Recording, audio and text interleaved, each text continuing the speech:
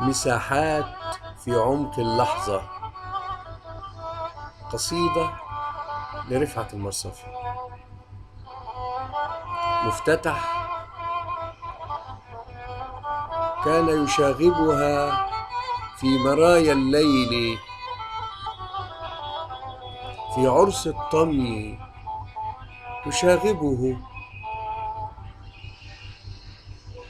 وإذا باغته الشعر يفر إليها، يتحوطها من فترته، من جزوته، ويفيض.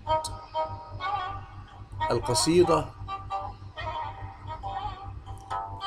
آخينا بين الحلم ووهمه، أورقنا من شدو الصحو مفرا، في نفس الموعد، نفس اللحظة، نفس الرعشة كنا.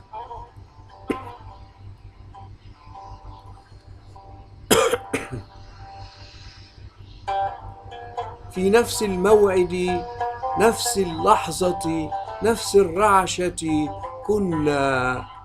الشوق بعيني براكين تهدر، وبعينيها فرح يمطر.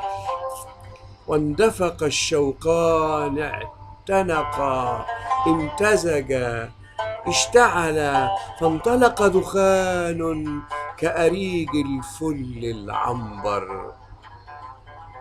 ودخلنا من باب الحب الملكي، ودخلنا من باب الحب الملكي. اللون يغني بوجهينا، والهمس يشكل فينا أروع ألحان العمر. والعالم أجمع قد صار مدائن عشق تتفتر. اشتعلت فينا الأشواق، النشوة تتفتح أزهارا للصمت المثمر. نتعانق في دفء يقطر بوحا ويفيض هياما، ويسجل للعشق لغات أكثر تعبيرا. نتسابق في ضم فراشات الشمس، وهالات من سفن الضوء المبحر. في نفس الموعد، نفس اللحظة، نفس الرعشة كنا. وسكبنا العمر ببحر اللحظة سكبا، فاللحظة صارت عمرا، فاللحظة صارت عمرا. مع خالص تقديري، رفعت المرصفي، عضو اتحاد كتاب مصر.